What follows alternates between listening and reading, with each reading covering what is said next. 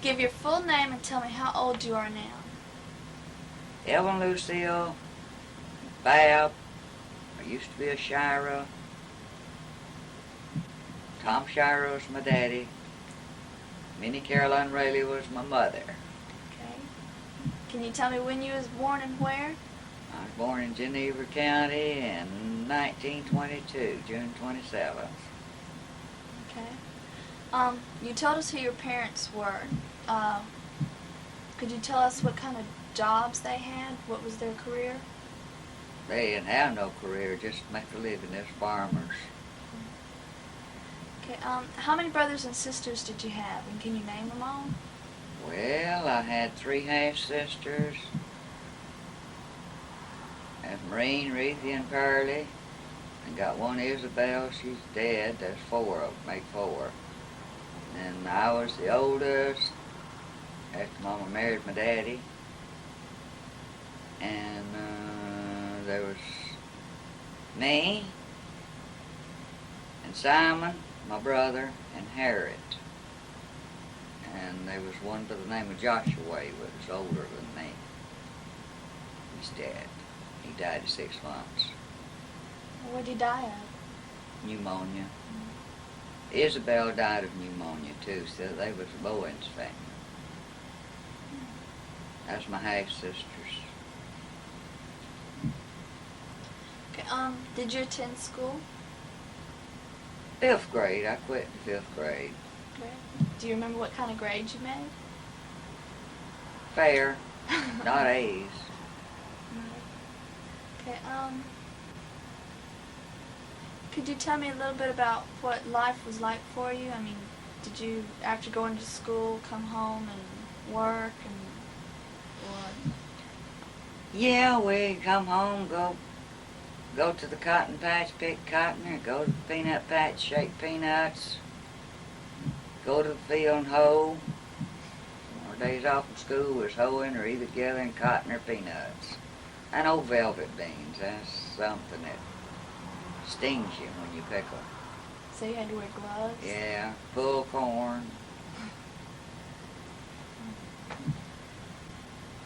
But my mama in 1930, around 1933, 34, why then I quit school and went with her to the sewing factory, government sewing factory in Hartford. We'd make beds, pillars, quilts. Ended up, that's where most of my clothes come from the scraps that was left. Made our clothes out of that. We could take them home with us. I think President Roosevelt was the one that opened up that sewing factory for the people that couldn't help. Didn't have no jobs. So Roosevelt was president when you was little. Yeah. Can you remember some of the things that happened during that time period? Well, there's a lot of things. Anything dramatic, really, that has stuck in your head all these years?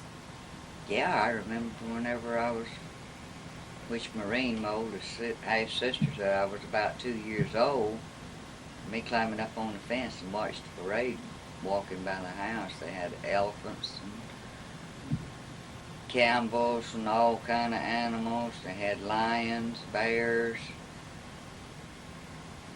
And I didn't know how old I was, but that stuck in my mind. I could remember that.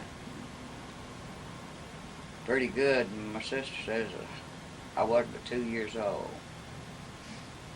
Must have been very important. Pretty good it was, because it was something new out there in the country. I remember my daddy used to go out in the woods to beat and cut bee trees, and we'd rob the trees and get the honey and go back that night then and take them home. That's where we got our sweets. We used to eat possum, coon, rabbits, gophers. Did all the meat taste the same? It all tasted good. It was good because we was poor folks. That's about the only way we'd get anything to eat. You'd wash for people, iron for them, scrub for them, make a living. Your mother would? Yeah, she didn't have no trade. I went to school many times with a piece of cornbread for my lunch. We got a hold of an egg, well then, we got a piece of candy, I'd take the egg to school with me and walk down to the store and trade that egg for a piece of candy. I remember another instance, though, that when Simon and me, we took a chicken over to cross the creek to the store. We were supposed to get a sack of flour. We stopped at the creek down there. One of us would hold the chicken's mouth open and poke that chicken full of rocks. The old man told Mama later that chicken had the most rocks in its craw he'd ever seen. Why'd y'all do that? I mean, the more it weighed, the more you got for it? Or Just kids, just kids. just kids playing around? Yeah, just playing around. We was living on the lock place at that time. Went over there to milk the cow for Mama that morning. I was about 7, I reckon. Old cow kicked the bucket and knocked the milk out. Well, we stopped at the creek and filled the bucket up with water. It looked like milk, but it wasn't. It was water. Milky water. That's just how we were then. We try to hide what we done. About how old were you when you got married? I was 13. 13. How did you meet Grandpa? How'd I meet Grandpa? Oh, Grandpa, we've been knowing each other ever since we were little bitty kids. Really? Yeah. I've been knowing him ever since 1926. And when did you get married? What year did you get married? 1937. 1934. What made y'all decide to get married? We both wanted to have a home of our own. Because we neither one had never had a home. Something we could call our own. So when y'all knew each other's little kids, did y'all decide then that y'all would get married one day? No, Or just, no, just y'all were just friends? And just happened. how old was Papa? How old is Papa? How old was he when y'all got married? He was 19. 19. And you were 13. Yeah. No, his family lived not too far from us, and my half-sister, Maureen, she married Grandpa's brother, oldest brother. So naturally we was together a whole lot. Got to see each other. Oh, yeah.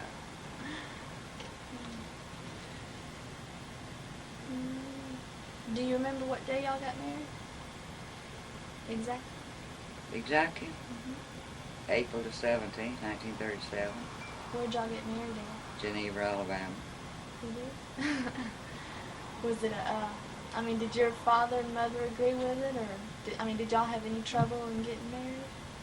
Nothing, only my stepdaddy. I didn't have no. My daddy was dead. He died at 31. And my stepdaddy, he cussed up a blue streak. You could hear him 5 miles. Mama went with me to get married. She took me to Geneva. Did y'all get married in a courthouse? Or Yeah. was it... Before the judge, P.C. Black.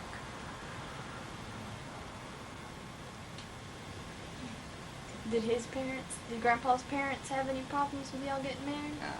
No? They usually don't with the guy, do they? No, not with the guy. It's the girl they won't let go We of. went back and lived with his oldest brother, Doc, and Marine, for a while. He was living on Lamb Smith's place. We worked for Lamb Smith in the field, made our little bit of something to eat to get on our feet. In 1938 then, Buddy was born, February 38, and then we moved down here in 39. And we've been here in Santa Rosa County ever since 1939. So Buddy was your firstborn? Yeah. And how old were you then? 14? 14. 14.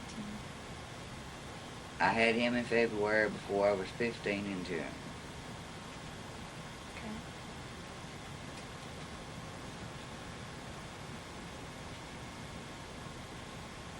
Okay, you said Buddy was your firstborn. Yeah.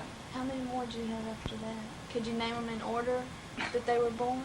There's Alvin, Esker Jr., the one that's dead, and Charlie James,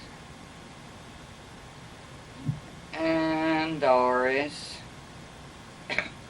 and Don, Jess, you know, he come in along about Don's age, and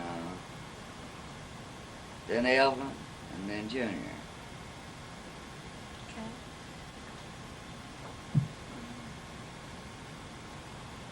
Okay, you said right after you got married you lived with your sister and her husband. Yeah. How long after that was it that you finally was able to get your own place to live? Well, it wasn't, we stayed there 1 year, I think. Then where'd you move We to? would move about 10 miles further on, and we rented a house. Still worked on the farm. From what I understood, y'all lived out in the swamps. Yeah. You right? Yeah. Well, that's when we first moved down here. We moved down here in 1939. We went up to up Shamuka Highway up there. I can't remember what the man's name was. We farmed that in 39, and then in 1940 we bought a piece of property down at Mulat, 40 acres down there, and that's where Alvin. No, Alvin was born at Pace. We moved from up there down to Pace, and we built a house down there and lived there. Alvin was born there, and Junior was born there, the one that's dead, and Doris was born down at Mulat. Don, them was born at Mulat. All of them except Junior was born at Mulat. Junior was born here. We sold that then and bought this up then. Did you go to the hospital each time you had a baby? No, I had them at home. Had them all by yourself? Yo, well, me and the neighbor. You and the neighbor? How close did the neighbor live? Oh, about as first into that house out there. Oh, so y'all lived pretty close. Yeah. What was it like living out there in the swamps? Oh, it's all right. It's a lot better than having to live out here among all these cars. Did you worry about the wild animals that were running around? No, anybody that hoot and holler whenever there's kids walking to school, 1.5 to 2 miles to catch a school bus to go to school before day of the morning, well then, you can't be scared of animals. We kept them all scared off. Good.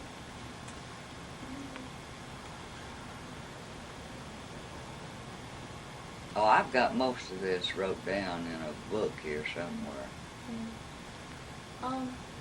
Was you just a housewife? Was that your career your whole life? Yeah. Just a housewife?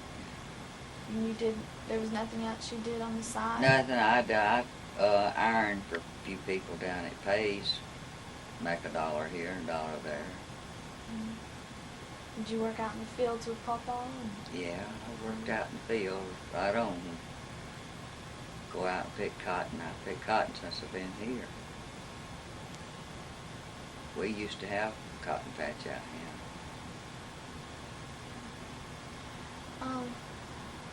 Okay, you said you had what, about 8 kids? Yeah. Is it 8 Yeah. kids? Do you know exactly how many grandchildren you have? No, I lost count in the 20s. Do you have any idea about how many great-grandchildren you have? There's 6 of them, I think. 6. Okay.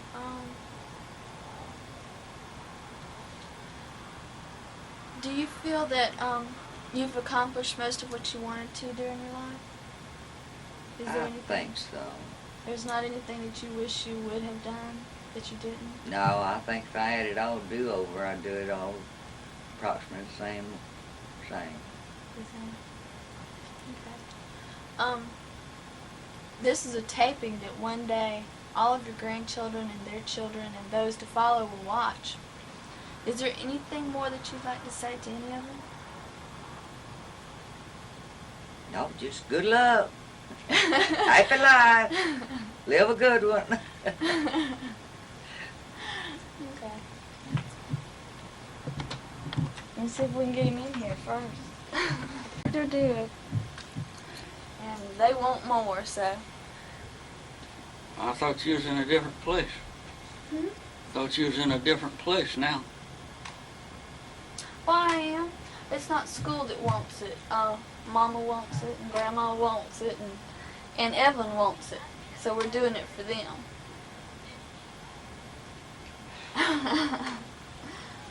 You want me to sit side of you? You want me to sit Well, it over don't there? matter. Hey, Well, I'll sit here.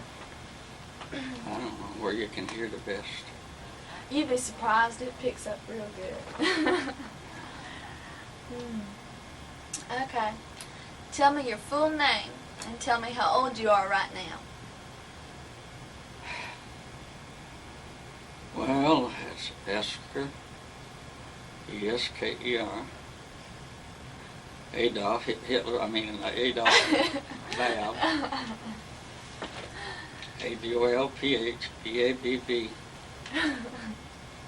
And if I can make it to the 14th, I'll be 73. Ooh. Okay, could you tell me when and where you was born? Holmes County, Florida, in 1918. You'd never know. You'd never know you was that old. Could you tell me your parents' names and what they used to do for what their jobs were? Well, my mother was Minnie Mae Babb. She was a B-R-Y-E-N, Bryan, before she married. Reverend Bryan, it was known all up and down Alabama and Florida. Her daddy was a preacher. And my daddy, he was just more or less a laboring farmer. Okay. If I remember right, I was told that your mother died when you was little. Yeah, she died when Minnie over here, Aunt Minnie over here, great aunt. When she was born, my mother died from childbirth. Back then, doctors wasn't educated as much as they are today. Didn't have the equipment to work with. So. How old were you when she died? Well, let's see, I think, I don't remember exactly, 6 or 7 year old. I can't remember what she looked like. Did her death affect you in any way? Well, naturally. Although they claimed that I was a little fella. And some of the older ones claim that I said, Mama's dead now, we can go where we want to. Well, if I did, it was just kids talk, naturally. But I don't think there's nobody that it wouldn't affect when they lose their parent. How many brothers and sisters did you have? 2 brothers. And, well, there's 6 sisters. Can you name them all? Well, there's Looney Mae, that's the oldest. Of course, there was Dorothy that was dead. That was older than her. But she died at, I don't know exactly, around 3 or 4 year old. She was a little fella. What'd she die from? I'm not sure. I think it was the flu. Back them days, the flu would kill you. It's a lot of people back, even in 29, that died with the flu. Today, it's a common thing. I mean, you got doctors that give you something and you get over it. But back then, there were a lot of people that died with the flu. Flu epidemic, you've heard of it. And see, Brother Doc, Joseph Abner Babb, was the oldest. Dorothy, the one that's dead, she was next. Then Looney Mae was the third, young'un. And then Versailles was the next. Pearlie Mae was the next. Then William, that's dead now, he was the next. Then myself. And then I had 2 sisters younger than me. Yank Niner over on the Klondike Road. Ain't many out here. That's the only 2 that's younger than myself.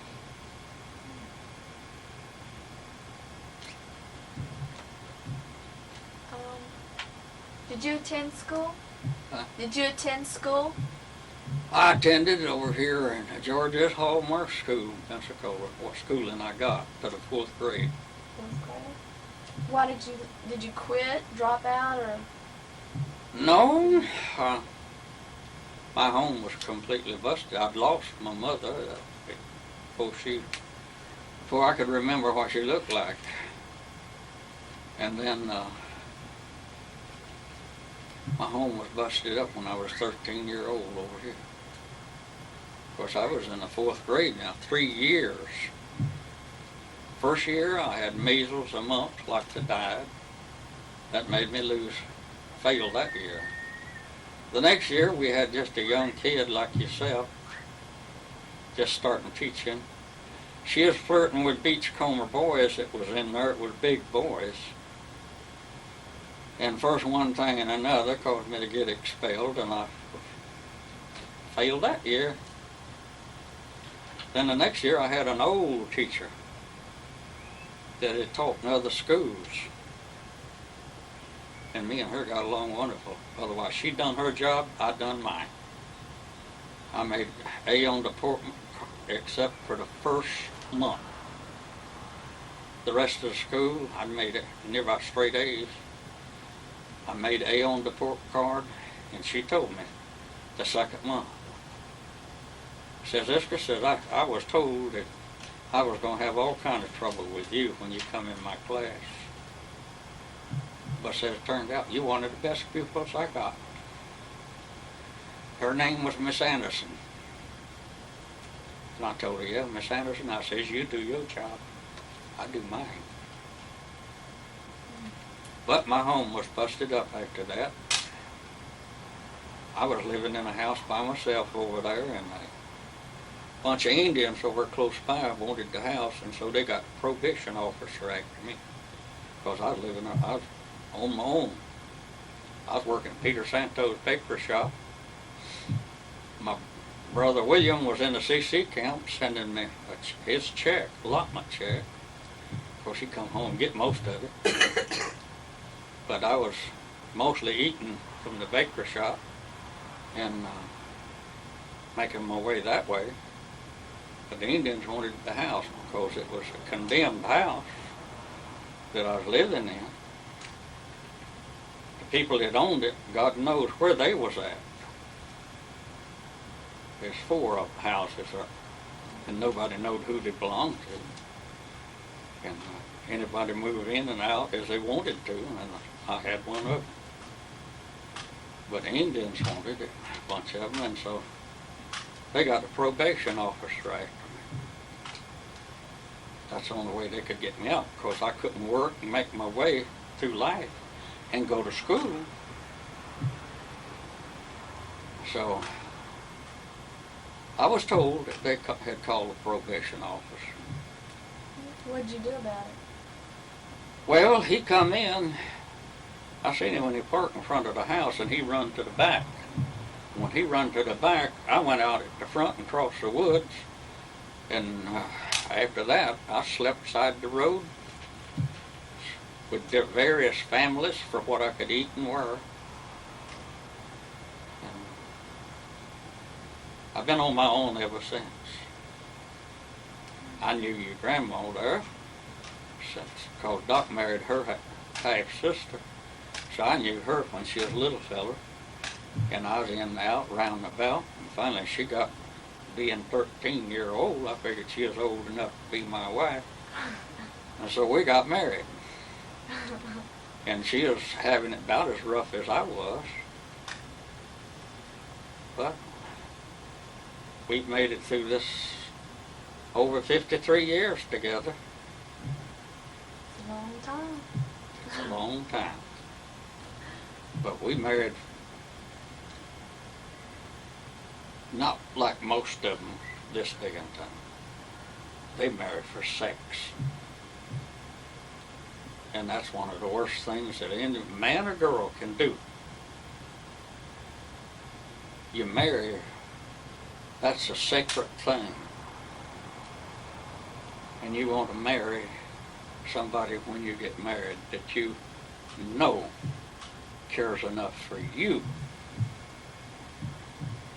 And not sex, but for you, enough to love and respect you till you can be with him if the world stands another 50 years. Oh, we've had it rough through life. There's no doubt about it. I hurt and I suffered through my coming up, working for mothers from sun up to sundown for what I could eat and wear. Me and your grandma, we've had it so rough at times. We was eating squashes without any soup. Without any salt or grease to cook them. Just boil them in water. Anything to survive until we could do better. But we always figured we had each other. And that's what counts. And when you get married, you want a mate that thinks that much of you. As long as he's got you, we're together.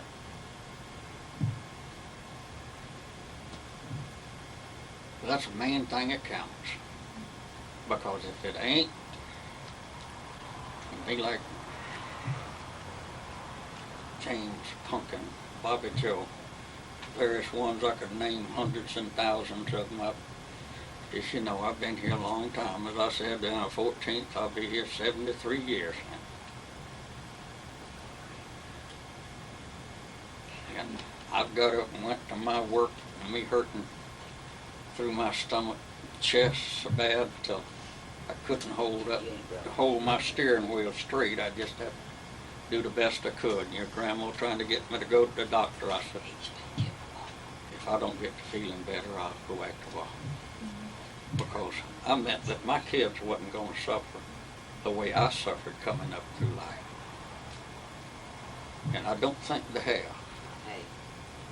Now, they didn't have the best to eat at times, but they had something to eat. They could fill up. I've seen that Jesse that run of the bunch pile up a pile of grits, looked like enough to feed a horse. He eat every one of them. I reckon your mama and Evelyn eat less than any one of the kids coming up. Most girls don't eat very much. Yeah. They don't eat like the boys did, no way. But it was there. They wanted it. I have had to take castor oil, different things that my old man gave me. If I didn't eat, I took medicine. Well, I said I wouldn't make my kids do that because when I wouldn't eat, he'd give me medicine. You can't eat, you're sick. Give me a dose of castor oil or Epsom salts. That was what he believed in. But if he left me alone, I got hungry enough, I'd go eat. But he wouldn't do it. Yeah. And my daddy's one that you didn't enjoy it, and you didn't say no. Something you was into, and he wanted you out of it. All he had to do was just look at me, and I was gone. He didn't have to tell me to move. Because he said something, he meant it, and you better move, or he'd move you. And I know it. Do you believe that if your mother would have lived, that your life would have been a lot different? I know it would have. I know it would have. Yes, definitely. Because he was, as I said, he was a farmer. And we was on a farm, had a farm going at the time of her death. But he doesn't give the farm away near about it. And she died, come to Pensacola, put in public work. And he didn't have no trade. All he knowed how to do was use a shovel or wheelbarrow or something like that. He had no trade. He didn't have no better education than I ended up with, or as much. All the education he got, he got it out of a little old blue-back speller. Words, spelling, learn how to spell this, that, and the other. That's the only education he had. So he had no kind of trade, so he got a job pushing a wheelbarrow and shoveling sawdust over at Wise and Frickle. Well, back then it was Wise and Patterson lumber mill over across Little Bayou. And that or WPA work or something like that's about all he ever knew to do. And so when he was there and our family was together, well, he made such a little bit of money till we went hungry. I can remember many times that I come in from school and go down the road to my aunt's house and ask her if she had an old cold biscuit I could eat. And the first pair of shoes I ever wore was after I was a big teenager. I bought them myself. Then I had to learn how to walk with shoes on. But I had went barefooted all my life up until then. I could run through sand spurs, briars. They didn't bother me. So you got tough feet? There was calluses on them. But it didn't bother me. I run through sand spurs, or I'd get out of them. I'd just slide my feet like you're sliding your shoe to rub them out the bottom of your shoe. I slide my foot on the dirt, rub them out, gone again.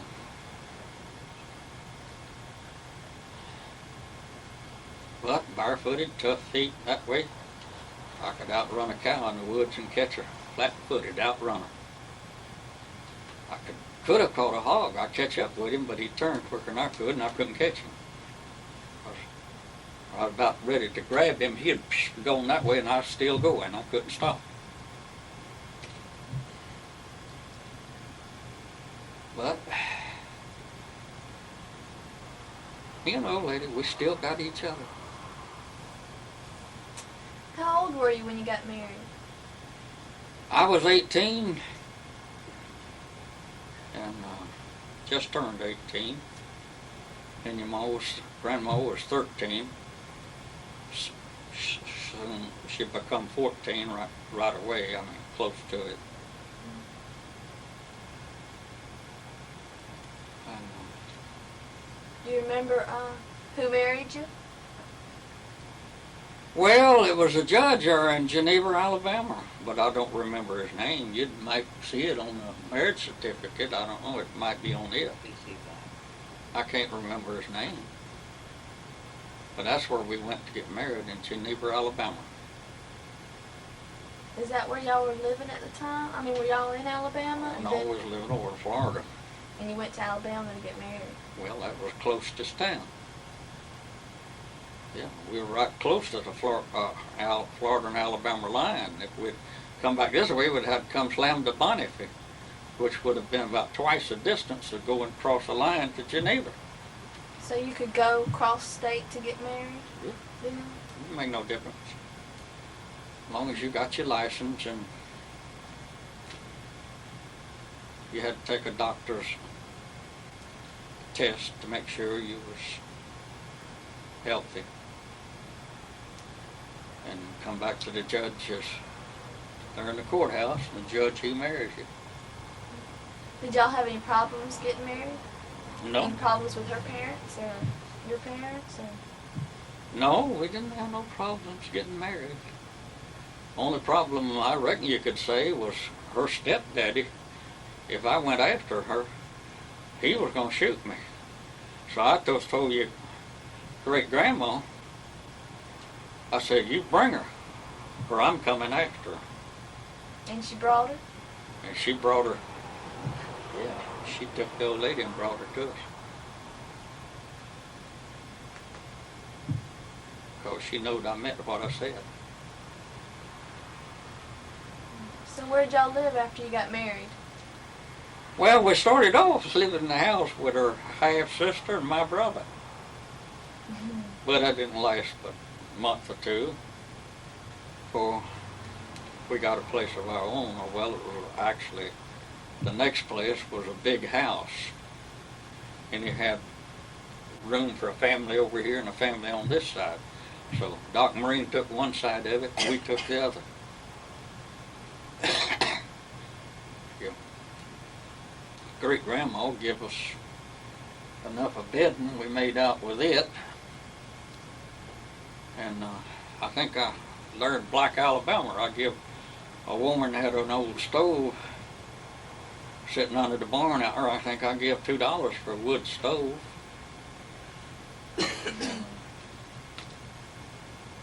So that's what we started housekeeping with. Dish or two, plate or two, and just went from there.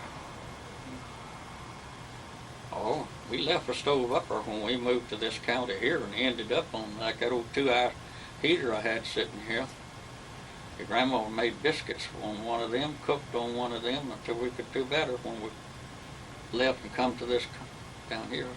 Man that moved us, he didn't have room on the truck to haul it along with our other stuff. So we left it at my sister's. My brother-in-law, I think he got rid of it. Ursula and Riley, really. We never did get the stove. We ended up getting us another one down here. And we was married in 37. And I think in 38, after Buddy was born, and he was born in Holmes County, we moved to this county. And we've been living in this county since 38. That's the day before yesterday. The day before yesterday.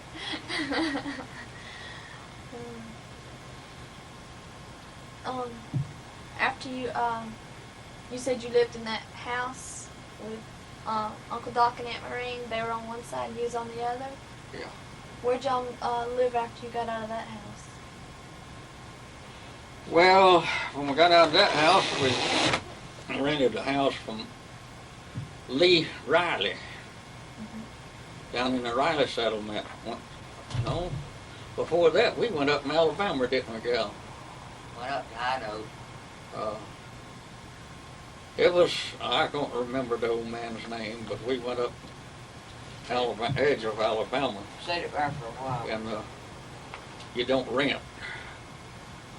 You move in, them farmers already have small houses for people to move into, and you work, plow, pick cotton, shake peanuts, or whatever you got to do. Well, we was in it a few weeks before we come back to Florida. And moved in a house belonging to Lee Riley. When we left it, we moved into one with Doc Myers. And then we went back, I believe, to Lee Riley house. Anyway, we left Lee Riley's house and we moved to this county. Back in somewhere along in 38 anyway. And I farmed the first year that I was here. I farmed a place of ground for the use of a man's horse to farm mine. I truck farmed that year, traded a wristwatch for a Model T car. And I used that Model T car to deliver peas, tomatoes, and stuff all over Pensacola. That was a good deal.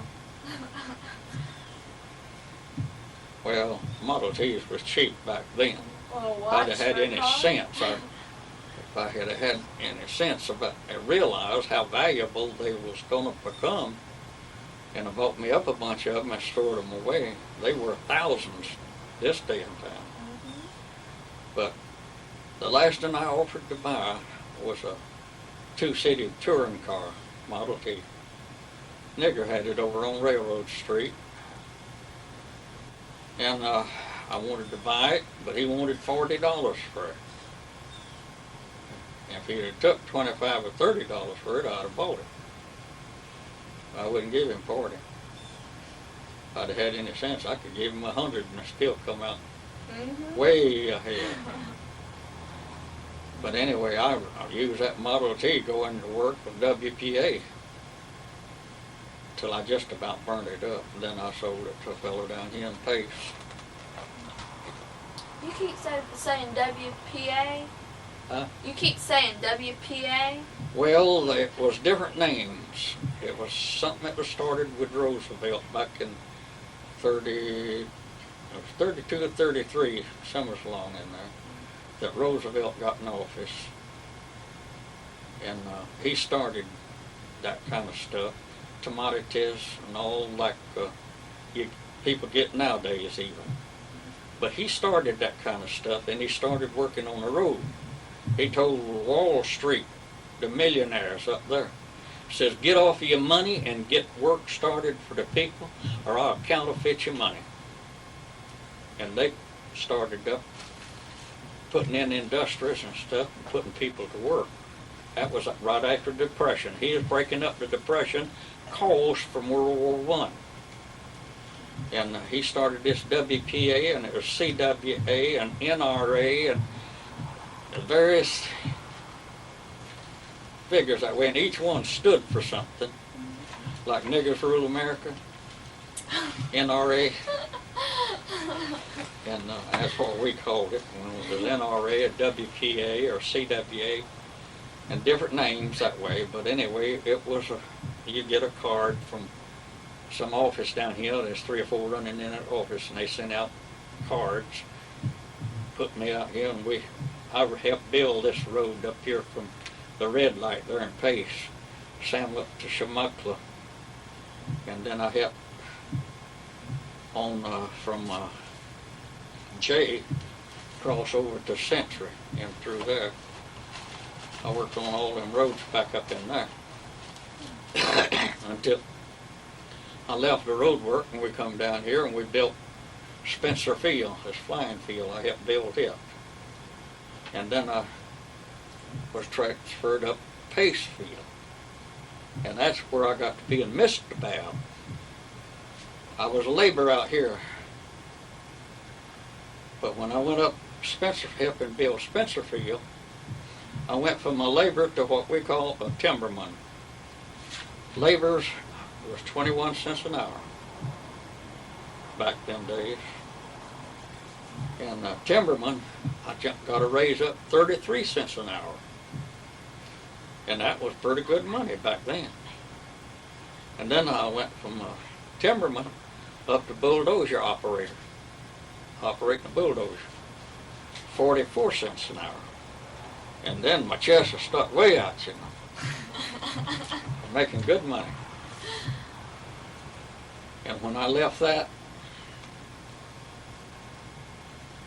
I had to go find something else to do. So I went in and I started helping a guy that lived close to me there do a little carpenter work and roofing. Well, he had that whole paper mill project. They're building a paper mill and they're building a whole housing project through there. And I'd go to the job and he wasn't there, my boss. So the boss man owned the construction, the boss man had the whole works, which his name was Watson. Lived out the other side of Little Bio over there in town. And but my boss wasn't there. He was off drinking. So I asked them two bosses, they were standing talking with each other about doing the roofing.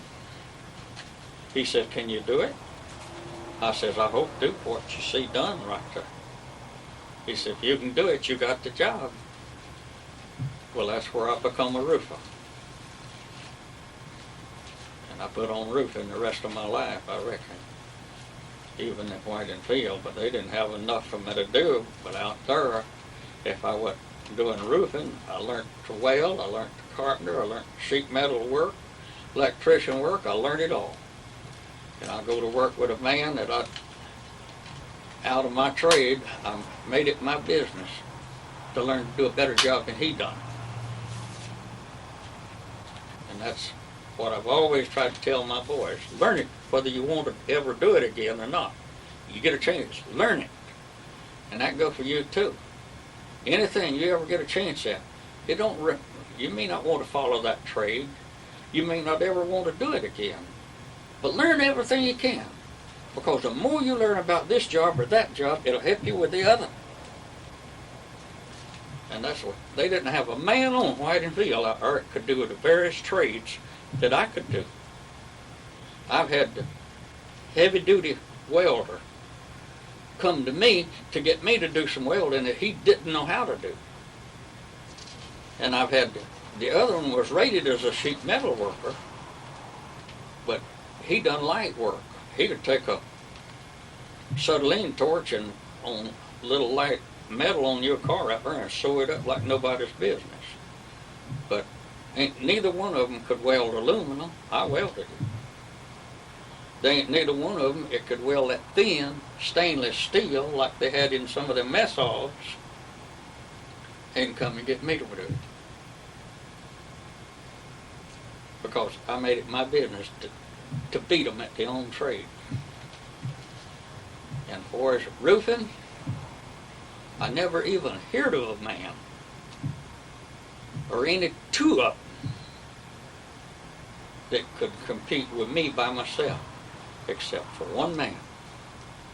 One man that I work with most of my roofing over there, and those old E.P. Shavers.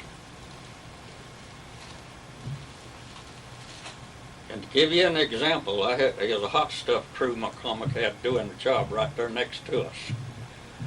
Me and Pate had two niggers, and they was big uns, and one white man toting shingles to us, half square bundles.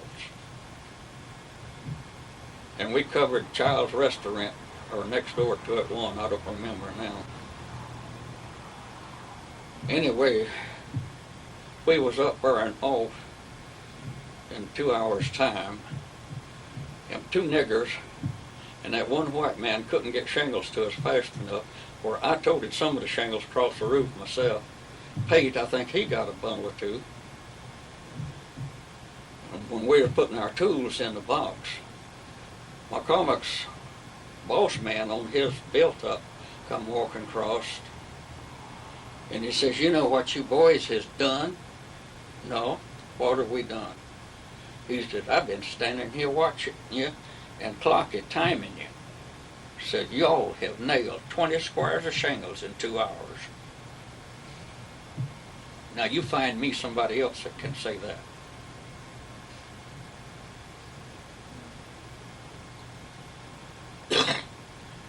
I have nailed them back when I was young and could use myself, my legs, my feet, and I can't hardly squat down now, period.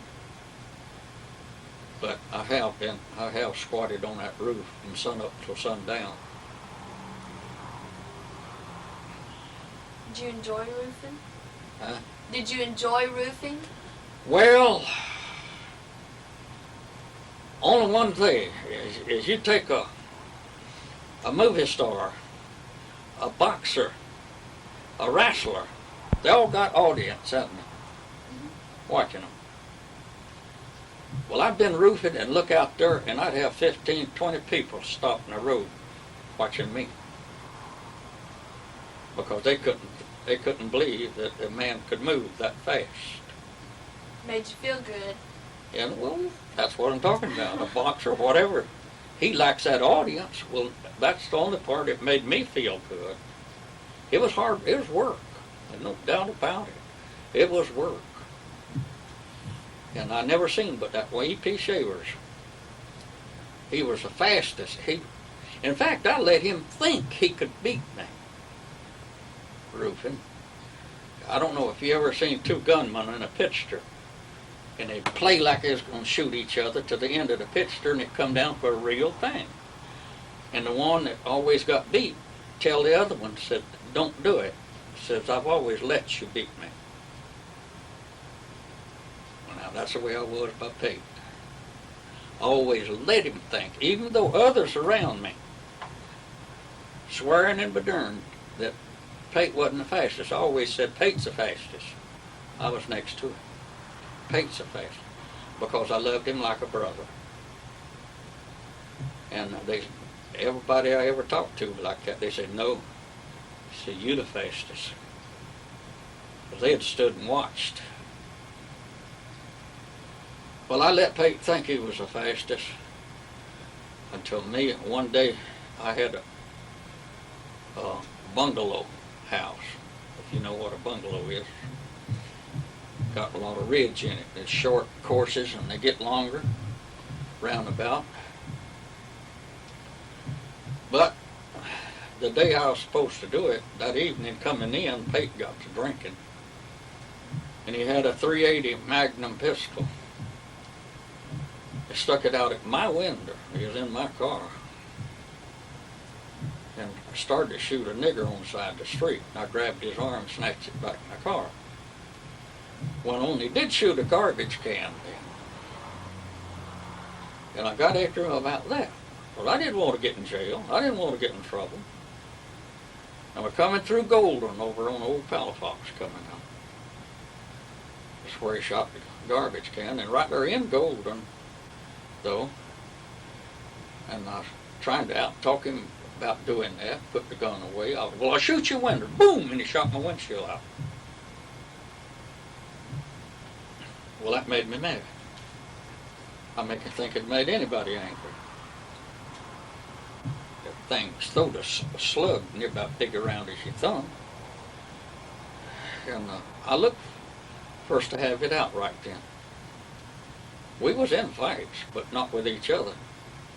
And he said, like he told me one time, said, "Babb, I wonder what it would be like if me and you tangled butts." Well, we was fast. We depended on our speed to whip anybody. A man hit at me. I've had over a 200-pound man hit at me, and if he'd have hit me, he'd knock my head half off. But he never did hit me. Your grandma said he hit me in the back one time when I went under his leg. But I told Pete, I said, "Now, Pete," I said, "you kill your nigger. You shoot them garbage cans." But I said, "You shot my window." I said, "When you shot that my windshield out," I said, "You messing with me." Well, I looked for him to say, "Pull it over," which I would have done. Pull it over and me and him have it out.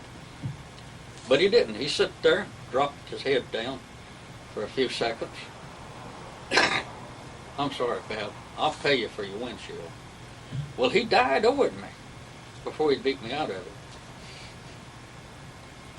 But anyway, coming to what I was fixing to say, I was still mad the next day. And that's the only time that I ever showed that man I could walk all over him with nailing shingles. I walked all over him, just nailed him to the roof. because I was mad with him. I didn't care if I made him mad, because he already made me mad. Shoot. I had Robert Riley and Buddy. He was a pretty good-sized boy, bigger than Mark. And Buddy and Robert Riley was two that were getting the shingles to us. And I was still mad at him. Only time I ever tried to run over Pete, I just nailed his butt to the roof. Well, there's one man said one time, wanted to know where the nails was coming from. He says, I see you nail, nail, nail, nail, nail. Says, I never see you get a nail. I said, where'd it coming from? Well, that's where in your hand is quicker than the eye. My nails, I told it on my left hip, out of my way. And I feed that shingle in with my left hand, until I run out of nails, and then I'd reach for nails and a shingle at the same time. Shingle with my right hand that time. And it'd come in position. Well, I done it so much. To my accuracy is just like until you see these people making music on different instruments. They don't have to look at the instrument because their hands are trained to do what they want to do.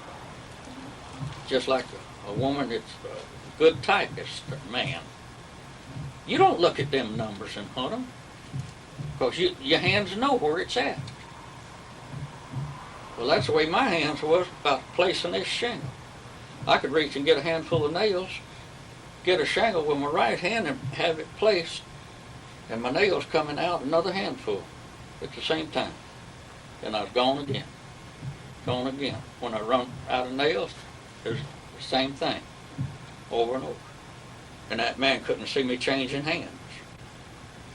Hands were just quicker than the eye.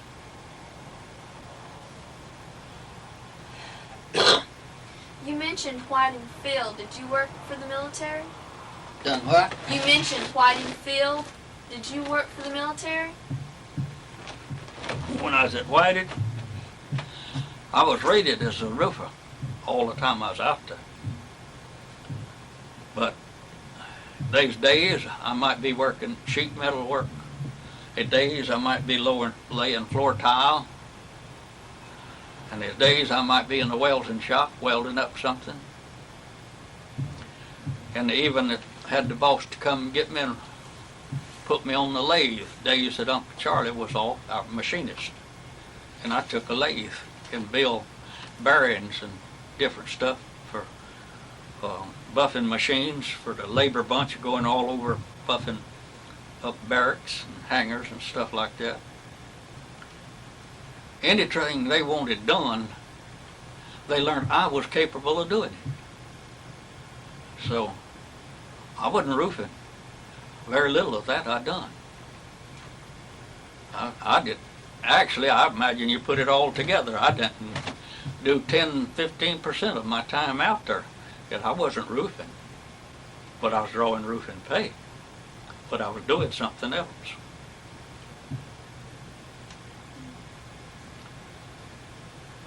And that's the way I wanted all my kids to do it. And there's some of them that they don't back away. I tried to learn them. Don't back away from anything. That's how come your grandma would take a car and go out cross country up here and something happened to it. She'd get out and fix it because I turned her to start with. So you don't back away from nothing. Do it. I always figure if other men can do it, I can do it. Do you know about how many grandchildren you have? No, not exactly.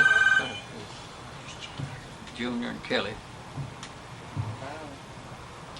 I don't reckon I could take the time to count them up. Too many to count, really, right? Hmm? Too many to count. Well, you count them. Alvin's got 2. And Jesse. Alvin's got 2 of my grandchildren and 1 great-grandchildren. And Jesse, him and Sherry's got 1. But she had 3 beforehand if you want to count them step-grandchildren. Well, you know how your mom's got. 3. She got 2.5 anyway. Oh, And let's see, Buddy, he's got 3. And well, Evelyn's got 4. James, well, I won't even try to say about him. There's what? That was my mother. 6. James got 6, right? 5 girls and a boy. What was your There's Bob and He ain't got no Joe. boy. Lee. Ain't no boy in that family. Lee. Well, if you want to call it a step, adopted, that is. Well, That's like- he's still his son. Yeah, I'd appreciate getting him, Well- keeping in contact. I wanted to get a, He's done so sorry that I just don't count him no more. come up with some sort of a book for everybody. Well, but, he's- if I don't get some help Lee, he on has it, I took don't from think just we about can all do of it. them. Buddy, Don, James, his mama, Otherwise, we can get all the information I And, can get. See, I went right on back. and he's I've got- strictly for Lee. got it up far back You as, can't trust him, so I just don't even count 1859. him. Yeah, when my great granddaddy was in the war, I got partially of some of his war records. Don't count him. And where he Do you died, feel where that he's you've buried. accomplished most of what you wanted to during your life? Accomplished what? Most of what you wanted to? That you're pretty happy with your life? Or is there anything you'd go back and change? Well, I accomplished, Off and on the past 20 years. I reckon most anything I set out to do. Now, I could have accomplished more if you're talking I about found out where it's at. It's in going to an extreme and stacking money away like my next door neighbor's doing. I signed for him to get his first truck, and he drove it for a long time until he got money enough. He retired, and old enough, he retired off of it and put him a driver on there, and then he started buying other trucks till he's got 10 trucks on the road. What ain't on the road is sitting out here at the house. Well, now he's a little bit, I figure, like I've heard about it. You make $1 million, and then you make $1 million, you want to make $2 million. Make $2 million, you want to make 4. Make 4, you want to make 10. Well, now, I don't feel that way, and never have. James, way back, tried to get me to start putting up trailer parks all over that field back there. That's right. From what I can understand, my great granddaddy had. All I want out of life is just good health What I found out. and some good groceries, if I can get them. Something to eat. And I want to stack back a nest egg. I got a few thousand in the bank. But I ain't going to try to keep on keeping on and build it up. Because I turn it loose and spend some of it all along because I feel like I'm spending my kids' inheritance. Well, it's yours. Yeah.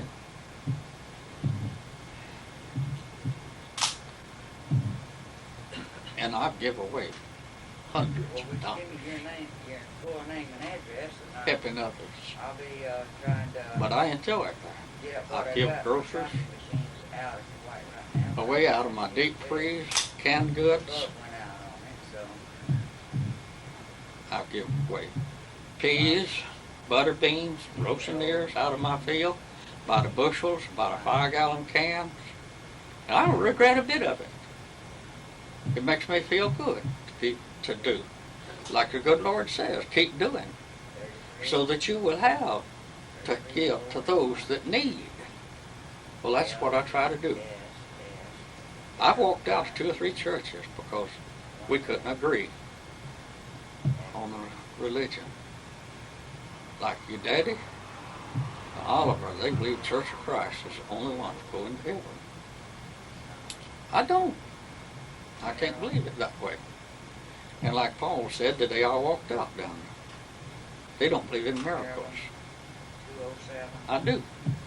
I've seen them happen. I know they happen. I believe in them. I know they happen. But Paul, when I was mentioning about it that day, if you was in there, I told about a miracle happening with one of my first cousins, with my uncle and my aunt. A little boy was a little fella, like might have been a little bit older than Ben. But anyway, my uncle was out in the field. He was a farmer. He was out in the field plowing with a mule. And Aunt Callie was cleaning up the kitchen when the little boy woke up, come in, and Aunt Callie feeding him, his mama. And the little boy put in to tell her about the good Lord coming by his bedside that night and talked to him. And no reason for lying. I've had older folks that was young people like yourself or a little older than yourself that knowed this was happening. But anyway, the little boy talked and described what the good Lord looked like. Come by his bedside and talked to him. And says, the good Lord wanted to take me with him. But I asked him not to do it, that I wanted to tell you and Daddy bye-bye. Yeah. And he said, all right, I'll come back after you. Well, Aunt Callie, she thought it was just a kid's dream. So she'd go along with him, to humor him. He got through with his breakfast, he jumps down and out in the field out there, and he starts following Uncle William around, telling him about it. Well, Uncle William, he thought it was just a dream, kid's dream. So he just went along with the boy. Come dinner time, though, Uncle William come in, and they eat dinner. Well, he, before catching his mule out and going back to plow, he lay down across the bed, like resting a few minutes. Well, it's coming up a cloud, and a woman down the road, her two little boys, was coming up to visit Aunt Callie, and it started sprinkling. They started running. They come on in the house, and the rain come on.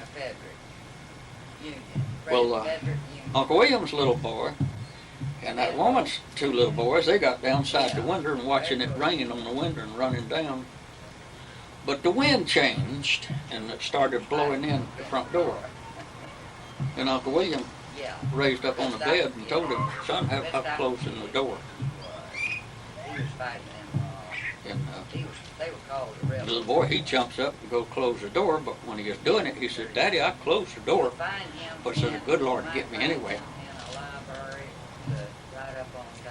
He closed the door, turned around and walked back to the window. And lightning struck, knocked all three of the boys back out in the middle of the floor.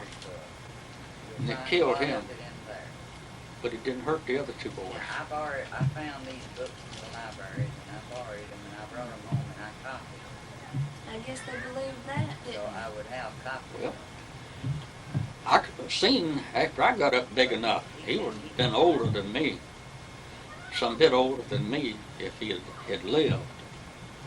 But after I got up big enough, I could see his little red wagon up in the hayloft out there outside. Little red wagon that Uncle William had bought him. And he wouldn't let none of his kids or nobody else bother with that wagon. He kept it as a souvenir of that reminder of that boy. And another one I mentioned was these parrots. You probably heard of parrots around Babbs. In fact, there's one of them that run for county commissioner. One of them's boy was running. But the older ones come from Holmes County. Well, their daddy up there and his second wife, not the wife, not these boys' mother because she is dead, but he had the old man Parrott had remarried. And Miss Dallas, the one he had remarried, woman he had remarried, she was a big Christian. And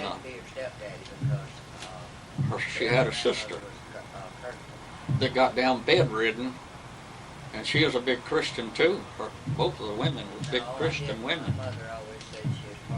So she took her sister and brought her to her place to look after her. And she was bedridden, just laying there.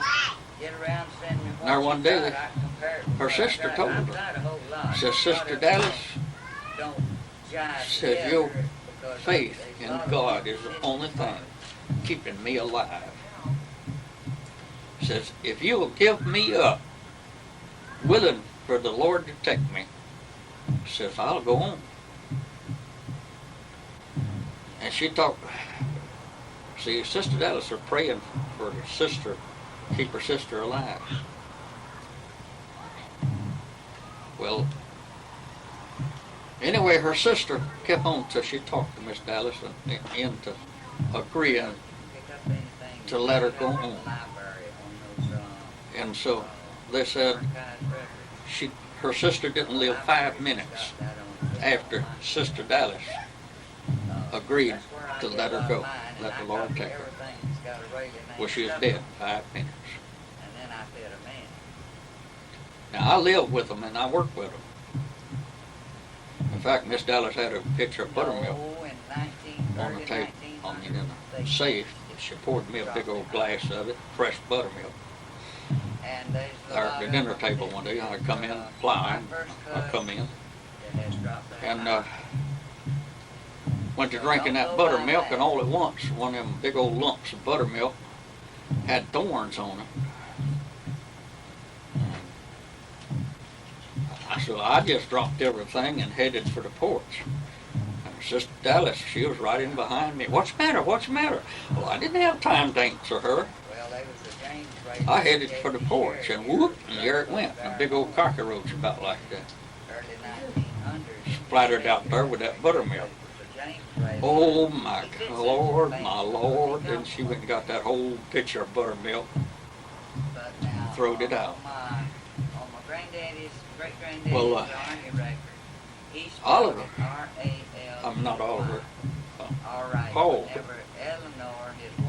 he steps up and he says he couldn't believe in no such a thing. Well, that was a miracle that she was praying her faith. Well, you know what the Bible says, with enough faith you can move a mountain. Well, Paul says if we could do that with faith, we could keep our parents alive from now on. But now, who would want to do a thing like that? Like you've seen on TV here the last few days. There's a woman been kept alive, I think, 13 years. A long time, anyway. And she's just a living vegetable.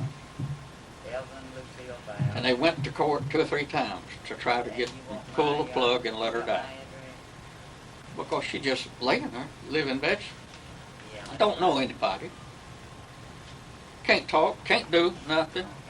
Well, now who wants to keep alive like that? Well, they went to court the last time, and they finally won, pull the plug, and she's dead. But they had to go to court to get the court order to finally do it, the whole family members. Didn't she live for a few days afterwards? After they unplugged it? Didn't she live for a few days? I don't know. I didn't. Probably some of it I didn't catch on TV, but I remember seeing it. Well, as I said, I walked out of 2 or 3 churches because I don't believe in some things I see. But I do believe in what the Bible says there. I believe in my Bible. I've read the New Testament more than once from start to finish. And I think if we can live up according to the New Testament, I think we'll be doing a good thing. I think we'll. I think the Lord will accept us if we can live up to what's in that New Testament. Because He does say, and He don't say about that church, this church, that church, t'other church. Me, now I believe it's good in all churches. You take Paul, one of his disciples. He was a murderer before he became a child of God. But he could become one of Christ's disciples because at the time, he thought he was doing right. And when he learned that he wasn't doing right and become a child of God, he got forgiveness of all of that.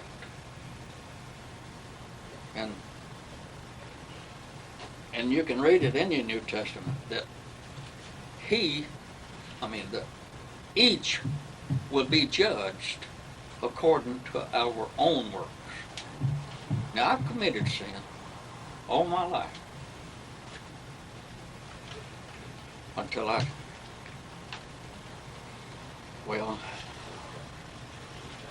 about when I quit and decided to try to live a Christian life.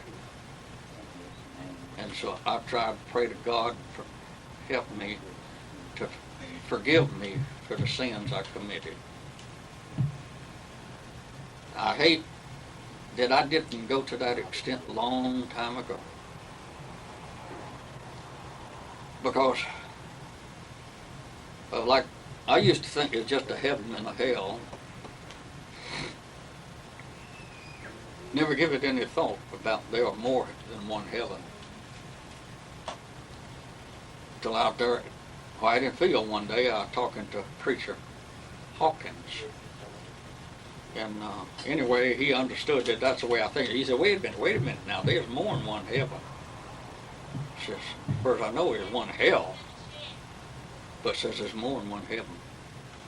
He said, you take for instance, says you've been living a Christian life, serving God the best you know how, all your life, and go to heaven. But say, here I've sinned all my life. But before I go, I kneel and get forgiveness of my sins. Says it still wouldn't be right for me to go to the same heaven as you, because you serve God a lot more than I have. Well, some people say there ain't no difference in a little sin and a big sin. If there ain't no difference in a little sin and a big sin, why would Christ say that the men that crucified him did not sin as much so as the man that betrayed him?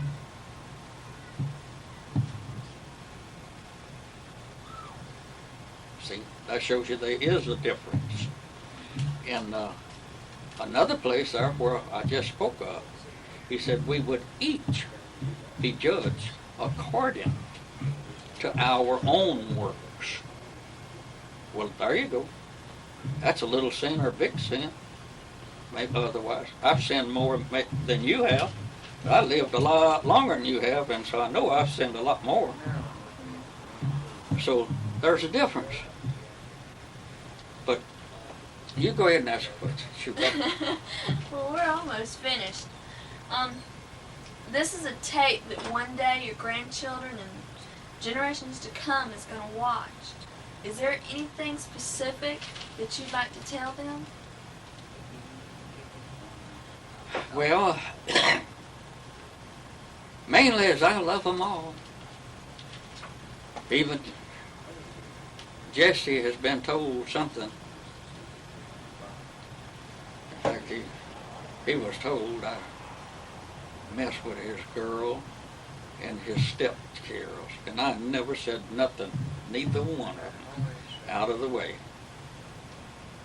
So, he don't speak to me.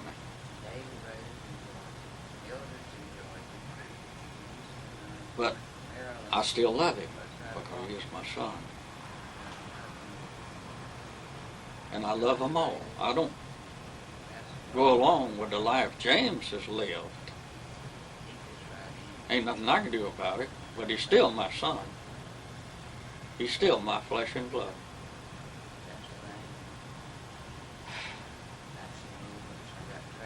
I've been accused of a lot of things I wasn't guilty of.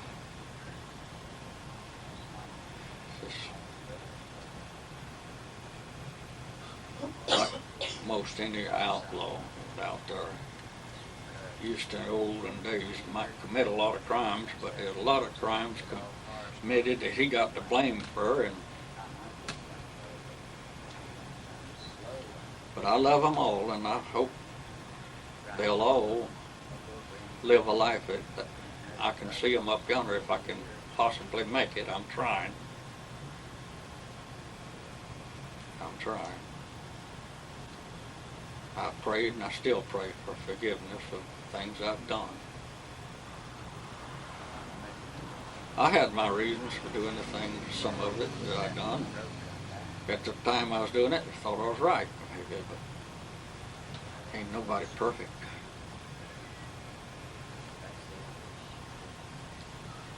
Nobody perfect.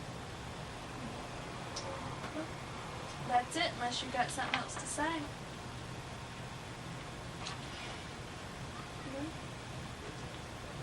Well, I just hope to see you up there. Hope you come up to see me sometime. I hope so too.